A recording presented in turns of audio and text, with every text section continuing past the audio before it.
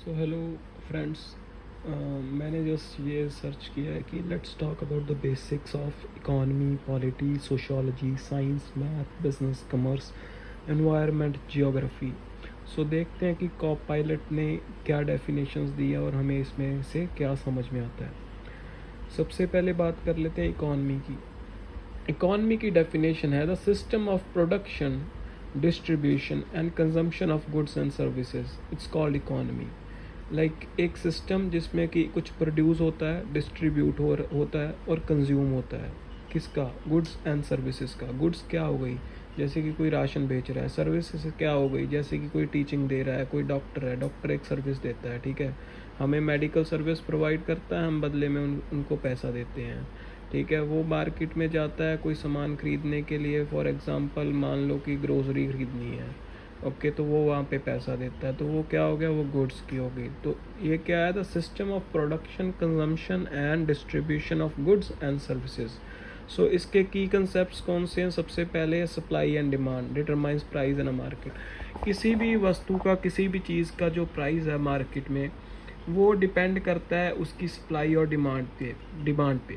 For example मान लो कि मैं पेन बनाता हूँ, ठीक है, और मेरे शहर में पढ़ने वाले बहुत हैं, तो सबको पेन की ज़रूरत है, ठीक है। तो मैं कितने ही बना लूँगा। अगर बंदे ज़्यादा हैं तो मेरे पास डिमांड बहुत ज़्यादा है, सो सप्लाई मेरी लिमिटेड है, तो उससे क्या होगा? प्राइस रेट ज़्यादा हो जाएगा।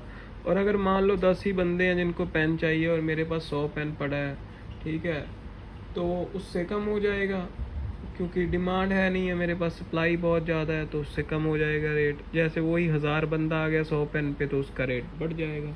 इसे कहते हैं supply and demand. So simple.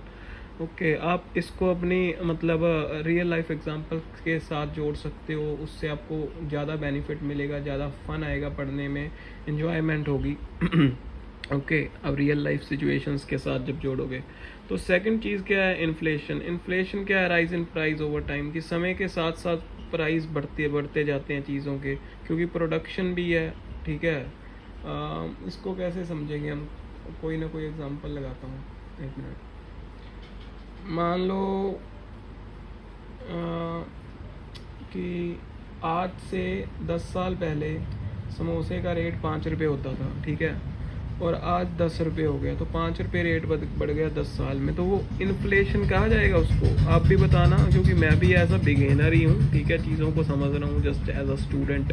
Okay, मुझे ऐसे कि साथ में पढ़ेंगे।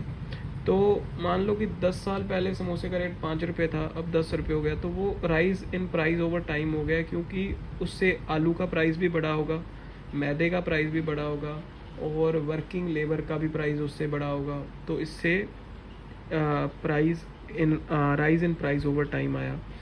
सो थर्ड है GDP, gross domestic product, total value of good and service produce in a country, कि कितना सामान की प्रोडक्शन हुई है एक देश में, उसे कहते हैं जीडीपी। कितने लाख करोड़ का सामान प्रोड्यूस हुआ है इंडिया में या किसी भी कंट्री में, उसको उस देश की जीडीपी कहा जाएगा। और फोर्थ है types, market economy, command economy और mixed economy. So 3 types of economy है, market, command and mixed economy. So इस पे अगर आप चाहोगे तो ज़्यादा बातें करेंगे, ज़्यादा मैं समझूंगा, अंडरस्टैंड करूंगा, और उस पर किसी भी टॉपिक पे आगे जाएंगे। ओके, तो इसको हम इस समय के लिए बेसिक्स पे या आगे बढ़ते हैं, ठीक है। तो सेकंड है पॉलिटी। पॉलिटी की देखने के लिए आपको मेरी नेक्स्ट वीडियो देखनी होगी, इसमें इकॉनमी ही, नेक्स्ट वीडियो में बात करेंगे पॉलिटी की।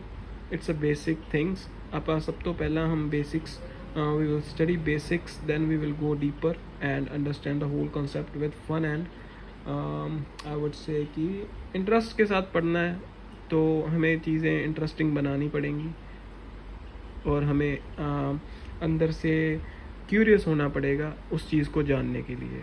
और अब जब हम उसे रियल लाइफ से मतलब रियल लाइफ से कंपेयर करेंगे, then it would be very simple for all of us to understand, to learn the subject, everything, whatever we learn. Okay, thank you.